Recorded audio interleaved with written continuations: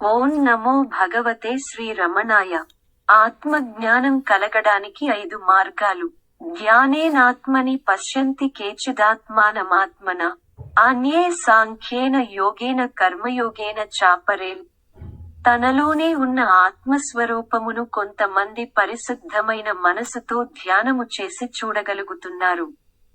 మరి కొందరు సాంఖ్యయోగమును, ఇంకా మరి కొందరు కర్మయోగము చేత చూడగలుగుతున్నారు.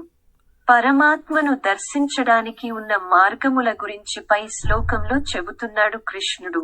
కొందరు ధ్యాన మార్గమును అవలంబిస్తారు, మరి కొందరు జ్ఞాన మార్గమును అవలంబిస్తారు. మరి కొందరు నిష్కామ కర్మతో కూడిన కర్మయోగమును అవలంబిస్తారు. మరి కొందరు భక్తియోగమును అవలంబిస్తారు. మానవులు వారి వారి గుణములను బట్టి, ప్రవృత్తులను బట్టి, సంస్కారములను బట్టి ఒక్కో మార్గమును అవలంబిస్తారు. ఏ మార్గము అవలంబించినా భక్తి, శ్రద్ధ, ఏకాగ్రత, చిత్తశుద్ధి ముఖ్యము. అవి ఉంటే ఏ మార్గము అవలంబించినా ఒకటే. అవి లేనిదే ఏ మార్గము అవలంబించినా ఏమీ ప్రయోజనము లేదు.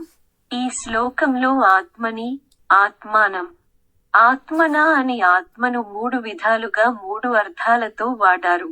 మొదటి ఆత్మనా అంటే తనలో తాను అని అర్థం. అంటే పరిశుద్ధమైన మనస్సుతో అని కూడా అర్థము. ఆత్మకు మనసు అని కూడా అర్థం చెబుతారు. రెండవది ఆత్మానం అంటే ఆత్మను అంటే ఆత్మస్వరూపుడైన పరమాత్మను అని అర్థం.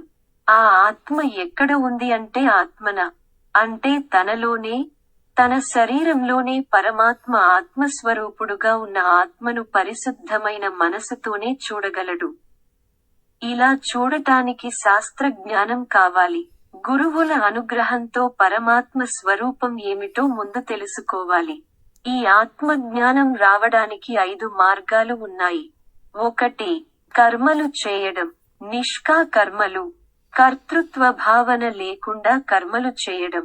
దీనితో మనలో ఉన్న చెడ్డ వాసనలు తొలగిపోతాయి. కాని కర్మలు చేస్తుంటే మనసు అలజడి చెందుతుంది. దానికి రెండవ సాధన, ఎదురుగా తన ఇష్టదైవము యొక్క మూర్తిని, విగ్రహాన్ని పెట్టుకొని ఉపాసించడం, పూజలు, వ్రతాలు చేయడం. దీని వలన మనసు పరమాత్మను పూజిస్తూ, చింతిస్తూ ప్రశాంతత పొందుతుంది. మూడవది, తరువాత జ్ఞానం సంపాదించాలి. దానికి శాస్త్రములు చదవాలి, వినాలి, అర్థం చేసుకోవాలి. దీని వలన పరమాత్మను గురించిన జ్ఞానం కలుగుతుంది. నాలుగవది మననం.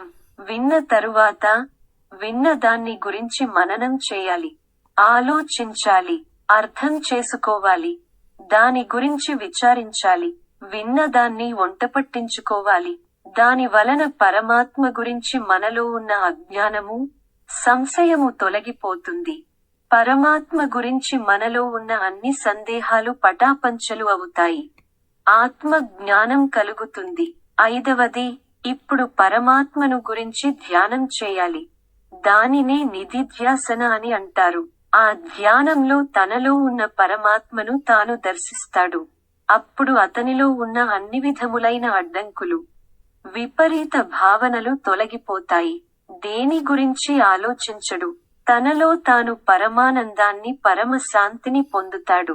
మరి ఈ మెట్లు అన్నీ ఒకటొకటిగా ఎక్కాలా? అన్నీ ఒకేసారి ఎక్కవచ్చా? లేక ఒకటి దాటి మరొకటి ఎక్కవచ్చా అంటే అది వారి వారి పూర్వజన్మలలో వారు ఆర్జించిన పుణ్యఫలములను బట్టి ఆధారపడి ఉంటుంది. అందుకే 2వ పాదంలో కృష్ణ పరమాత్మ ఈ విధంగా చెప్పారు.